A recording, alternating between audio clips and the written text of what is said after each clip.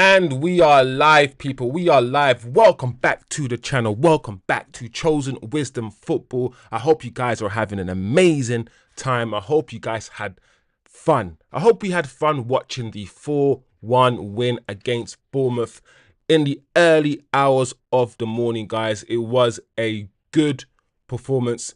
One thing that is very clear, guys, is that we are progressing. There is clear progression in the way that we play. And today, in the tactical analysis, we are going to break it down.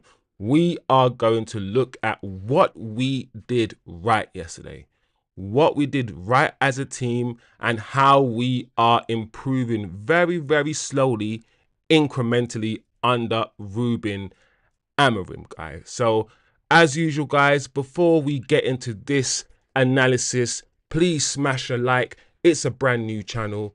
Turn on your notifications, and if you haven't yet subscribed, please subscribe below. I hope you guys are having a beautiful day, and I hope you guys are ready for some tactical breakdown of the game, guys. So without further ado, let's go. So the first thing that is clear, and I think the first thing we can all agree on as a fan base, is that there has been improvements. From the Leeds game to now, we have seen clear progression in the way that we want to play. One of the first things that is evident to me, and I think we can all agree on, is the level of intensity. Intensity, people. The level of intensity that is shown by the players is top notch. We are challenging for every ball, every tackle. We are running back as quickly as possible when we lose the ball, as well as attacking as quickly as possible when we have the ball. The level of intensity is there from the players. Secondly, speed. The speed of play. There is clearly the coaching is there. We are getting the speed of play. Not always right, but mostly right. There are some times where we are too quick and we lose the ball unnecessarily, and we're going to talk about it as well. But when we have the ball, we attack with purpose and with speed, and we are direct. So intensity, speed, and secondly, aggression, guys. Whether it's Dorgu, whether it's Casemiro or Bruno, we have now the right level of aggression. We are aggressive in our challenges, in our approach, in our 50-50s. We are intense, whether it's pressing, and we are quick, guys. There is speed in our play. So those are the three things that every match I can see that we are getting better and better, guys. One of the things I want to highlight, one of the main reasons I believe, and we're going to talk about Dorgu as well, one of the reasons why I believe we did so well in the game yesterday was the midfield. The midfield. Now, against Leeds, guys, everyone was waxing lyrical about Kobe Mainoo and Ugarte, right? Bear with me, guys. And one thing was clear was that Kobe Mainoo and Ugarte were close together most of the time. Most of the time, Kobe Mainoo and Ugarte were holding hands. Kobe Mainoo would win the ball, pass it sideways to Ugarte. Ugarte would win the ball, pass it sideways to Kobe Mainoo. So essentially, yesterday, what we saw was Bruno and Casemiro playing as a two. Wherever Bruno went, Casemiro was there. Casemiro went up here, Bruno wouldn't be too far away from him. Bruno went down here, Casemiro wouldn't be too far away from him. Casemiro wins the ball here, Bruno will be here for him to pass it to.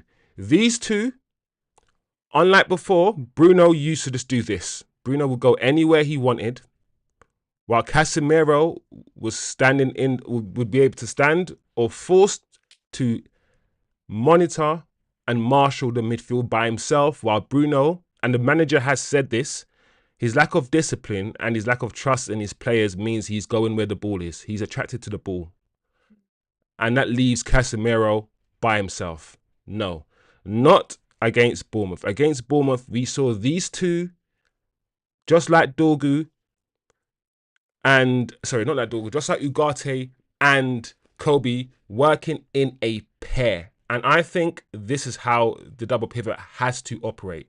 These two must be working together, and there shouldn't be too much distance between each other. Now I'm going to show you guys a clip, just a clip of that. Just a clip of that, guys. Bear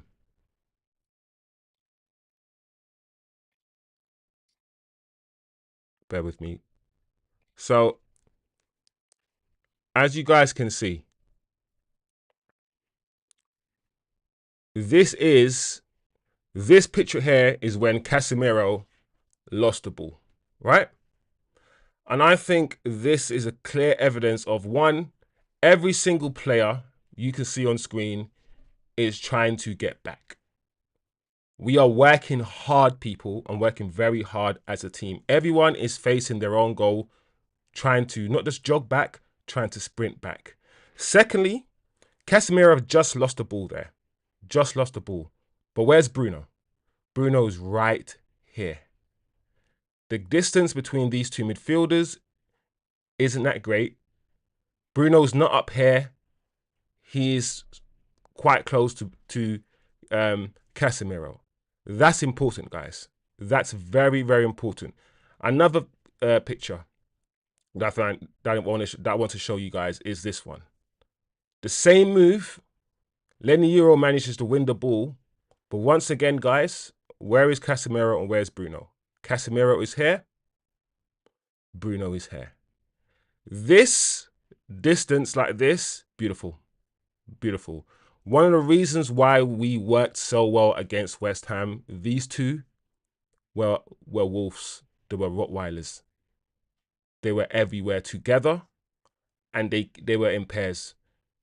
And one of them wins the ball, the other one would try to provide an outlet, and vice versa. Casemiro didn't have the greatest game yesterday. He gave the ball away a lot, but still, it still kind of worked. Will it work long term?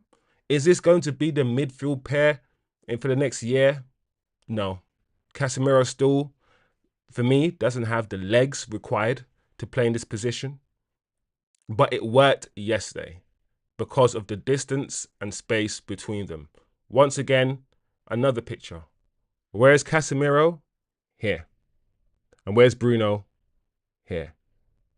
This is why Bournemouth weren't really able to just penetrate our midfield and our defense the way that we've seen other teams do that in the past. These two, just like Ugarte and Kobe in the game before, were working together, were close together. The proximity was there. And that, to me, was key. It was key. Because in this game, guys, we made chances through playing through the middle of the park. Usually, especially this system, guys, we have a lot of play down the wings. We have a lot of triangles made, especially the last game between Cunha, Heaven, Bruno, and Dorgu. It will be Shaw, pass the ball to potentially Bruno. Cunha would drop down here. Bruno will give it to Dorgu. Dorgu will give it to Cunha again and then make the run. And Cunha will give the ball back to Dorgu. Loads of triangles on the left-hand side. And we try to create the same sort of triangles down the right-hand side in order to progress the ball. However, what we saw against West Ham, which really, really pleased me, guys, is that we did the same thing, but we did it down the middle, guys. When was the last time we could say that rather than just using the wings, and the wing backs are very important, because the wing backs today were playing very, very high.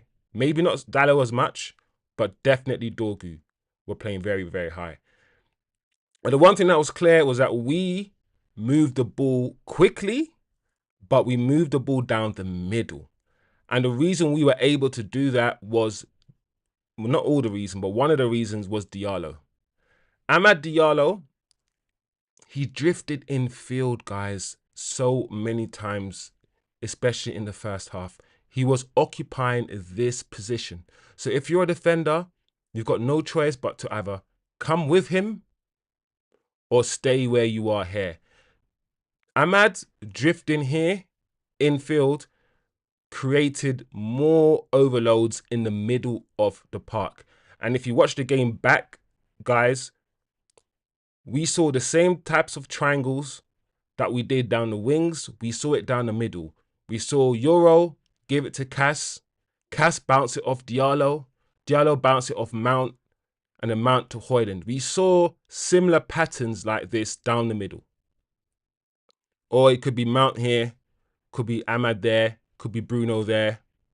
It will be Casemiro to Bruno, then to Mount, then to Højlund.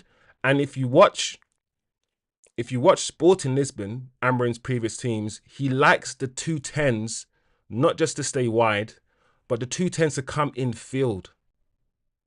The 210s to come in field. So when we move the ball, progress the ball vertically, very quickly, we can form triangles. We can bounce a Bruno to Mount, to Højlund, to Diallo, to Bruno, to Mount. We need to form triangles, make third man runs through the middle. And one thing that impressed me so much against West Ham was our ability to do that. And that came from Ahmad drifting in field, picking the ball up at will. He was an absolute terror for against Bournemouth. So let's find a few snapshots of that exact thing, people. That exact thing. So as you can see, let me get the snapshot for you guys. In this picture, we can see Diallo on the ball and Ahmad, who's supposed to be in number 10, all the way back here. One, he's infield, tucked in.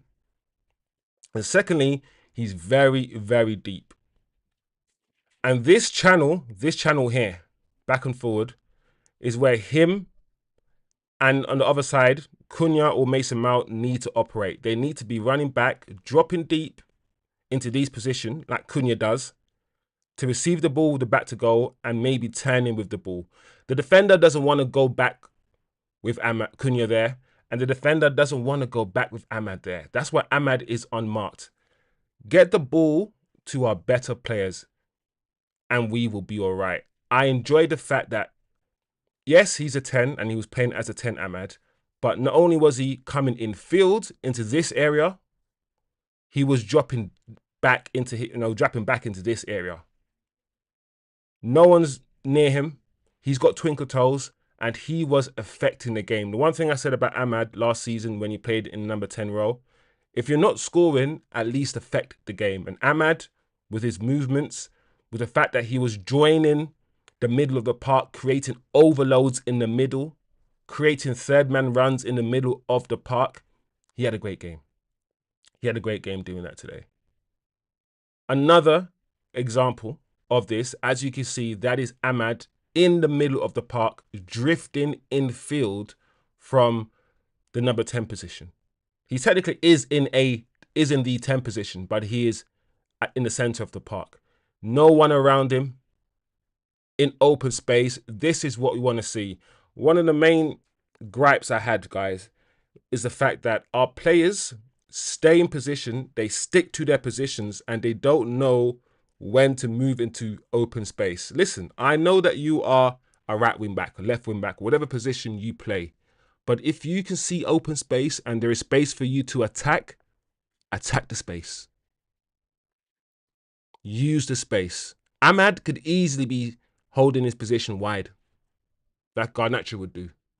But he's decided to go in field because he's seen that space. And that sort of intelligence is what we need, people. Is what we need. So Ahmad coming infield, Ahmad dropping deep. Even Mason Mount also dropping deep. Very, very important in how we won the game, people. So that was very important. Dorgu had a great game, guys. Dorgu, somebody that many people wrote off within his first 2 months of joining the league, said he wasn't good enough. And I kept saying, hold on a second. He has decent fundamentals. He's very quick and he's very strong. So in terms of his profile, athletically, he is the right profile for this league. And I was in a camp of, he was playing with Garnacho, and Garnacho's decision-making wasn't good. But if you played Dorgu with someone who is going to give him the ball, many times when he played with Garnacho, he would make the run, the overlapping run, and Garnacho would cut in here and shoot. Garnacho would cut in, shoot, and just forget Dorgu. Now you're playing with players with better IQ, better decision-making. We are using Dorgu more. Dorgu was holding the width and he was playing very, very high. And this is how we have to play. Our wing backs are attacking players and they have to be up there. They have to be up there. This is kind of the formation we played in today. Diallo wasn't really holding the 10 position here. He was more here. And Bruno and Casemiro were essentially like this. I have seen us build up from the back, first phase, by pushing De Ligt or Maguire up next to a midfielder and splitting the left and right centre-back. We did that against Bournemouth. Sorry, we did that against West Ham. However, today, we didn't do that in our first phase build-up. We kept it very simple. We kept the three at the back. We kept Bruno and Casemiro like this, so the goalkeeper could find them through these angles here. And we pushed our wing backs really, really high. As I said, Diallo had a license to come in field, join the attack. And when we get Cunha, I'm pretty sure Cunha is going to be doing this as well. And we're going to have Diallo potentially in Bumo here switching. As I said, Dorgu had a good game. And to be fair, let's touch on Højlund as well. Højlund has been criticised a lot. But Højlund, once again, ran the channels,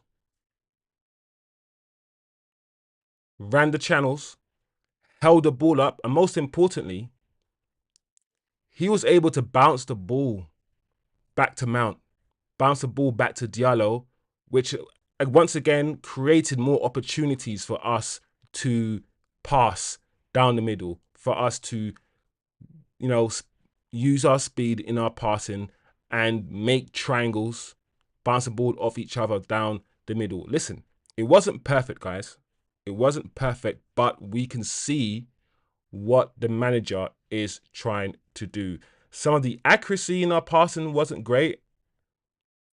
We lost the ball a lot. Sometimes Højlund would drop deep and try to switch to play. The ball will go out of play. Sometimes it will still bounce off his feet. Sometimes some of the players will miscontrol the ball. It wasn't perfect.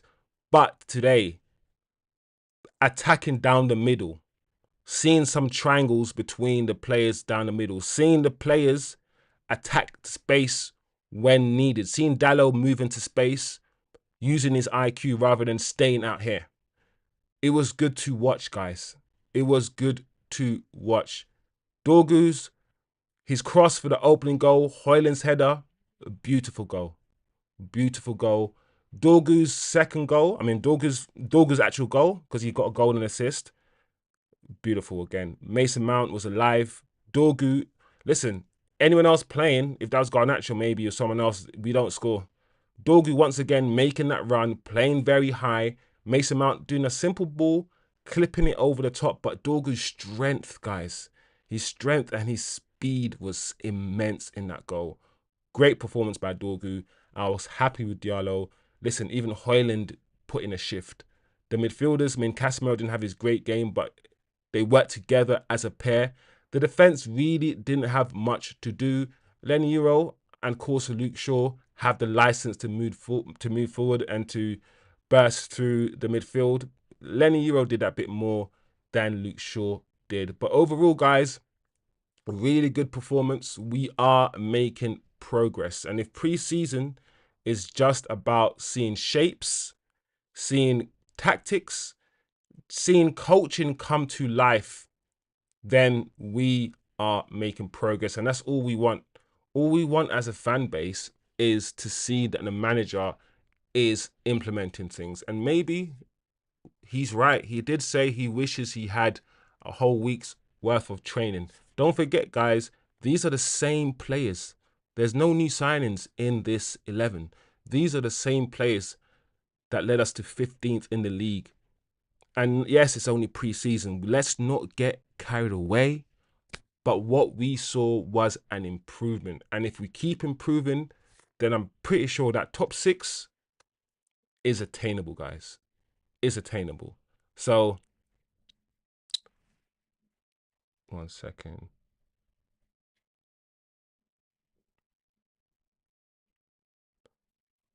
It is attainable, people. So let me know what your thoughts of the game was, on the game was. Let me know if you got your own tactical insights on what you saw. Once again, this picture I think is very important. And I feel like the reason why I'm sharing this clip, this picture as well, guys, is to demonstrate, one, Ahmad's positioning right here, deep. And two, look where Dorgu is. Look where Dorgu is.